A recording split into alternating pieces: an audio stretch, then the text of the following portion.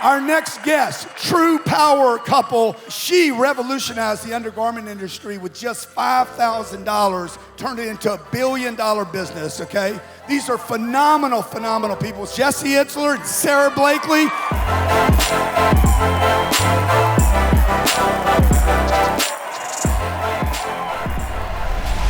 You guys do a lot of amazing things with your kids. I know I've heard you talk about the summers. What is that analogy? I have a rule of thumb that I'm never too tired for my kids. So if my kids say they want to have a baseball catch and I'm too tired, my work-life balance is way out of whack. Yeah.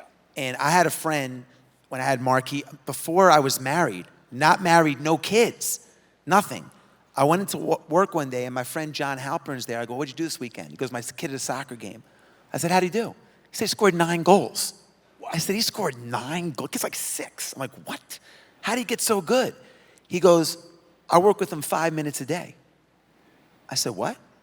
He said, all the other kids, they go to practice on Saturday, they do other stuff, they come back and they practice on Saturday, but the other 6 days, I spend 5 minutes a day with my kids. He gets 30 minutes more a week. He gets 2 hours more, what is that? My math is, 2 hours more a month. And over the course cumulative, he's become much better. And I was like, holy shit, man. 5 minutes a day? 5 minutes a day? So I took that to heart, and when we had children, I made sure that I wanted to incorporate that into our routine. You guys know there's a rule, do you guys know what the rule of 100 is? No. No? Yeah.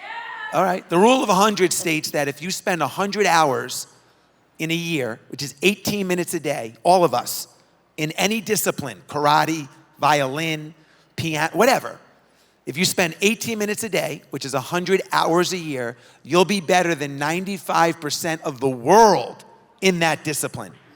Wow. So whatever you do, like if I do that every year with our kids, they'd be Jason Bourne by the time they're 25.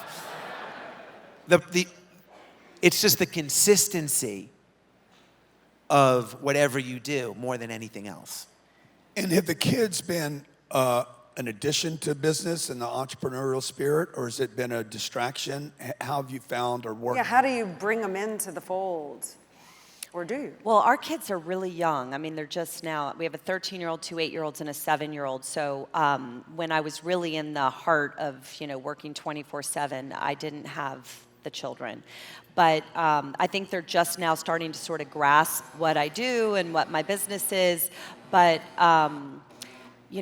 the thing that I'm going to say is when I became a mother, it was extremely hard for me, like really, really hard. Why? I had so much negative self-talk that overcame me that I wasn't really aware of. Like what? Give me one example. Because I think we can all relate. Why aren't you with the kids? I can't believe you're not with the kids. You're Mom not guilt, a good mom mother. guilt. Then I'd be at home. Why aren't you at work? You're letting the ball drop. Like I was so relentless with myself. And one thing that I realized as a mom was for me, spending time alone and letting myself daydream is my oxygen. So. On my ball. Yeah. And I'm talking about, like if you think about it, if you guys got out your calendars today and looked at the next week or 2 weeks, where in your calendar do you have time to daydream? And I'm not talking about where you go through the checklist of like, I got to do this, this, and this. Because some people are like, oh, when I run, I go through everything I got to do that day. I'm like, no. Where do you just daydream? Where does your mind wander? So the first thing I would say is identify where this happens for you. Like for me, it's in the car. I figured out that that's when I daydream the most is when I'm driving. And for Einstein, it was shaving. So there must be something about like the rote activity of driving that allows me to access that part of my brain. And I stopped giving myself that time when I became a mother. And then even when I did get that time, I couldn't feel settled enough to allow myself to daydream. And so it took me a couple of years before I really recognized how much that was impacting me. And then my health started to suffer. And I really went through a big transition of layering on becoming a parent with work. Took me a minute to How did you sort finally it get out. to that point where you allowed yourself or figured it out? I recognized it. Yeah. I think awareness is I was like, what is really different and missing? And once I became a mother, I didn't allow myself that time to daydream really anymore. And so then I got really intentional about it. And that made a huge difference. You know, like he runs, so I always say to him, you know, can you imagine not running for a week? I didn't run for, I didn't do my oxygen for a few years. And so I plan time in the car. So I live 6 minutes from Spanx, but once I recognize that, I literally get up and leave an hour before work and drive aimlessly around Atlanta before I go to the office. Wow. And all my friends call it my fake commute. Your driving is his running. Yeah.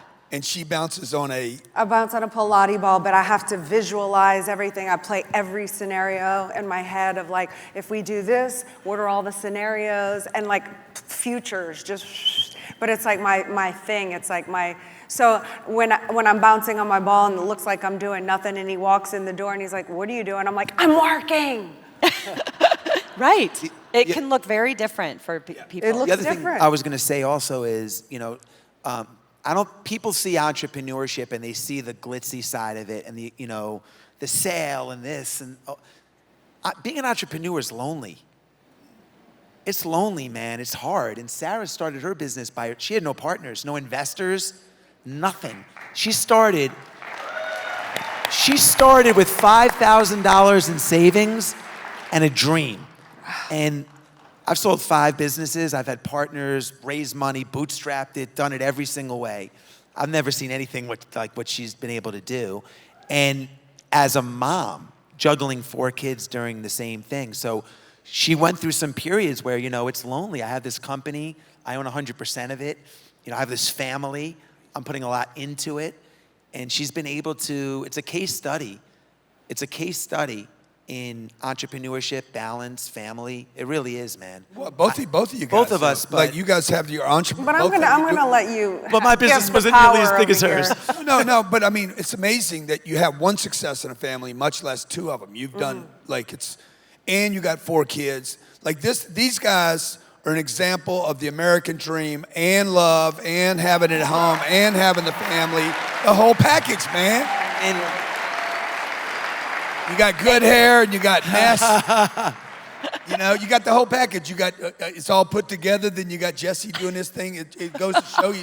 But Grant, I want to say one thing though about Sara's journey and what I think is remarkable and gets overlooked.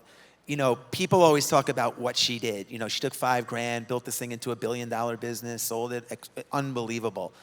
But the real question for all of us, it's less about what you do and how you do it. And she did it, you know, giving pledge. She's giving the majority of her wealth away to charity. She gave away, she didn't take a loan she did it's just a textbook case study. And I'm her husband, so I have the right to say this. Yeah. But at the same time, it's really a blueprint of a great way to, you know, our kids get to see this. And we talk about it a lot, you know. You mentioned, you know, how do you put the entrepreneurial spirit into our kids? I don't know if they want to be entrepreneurs. Right.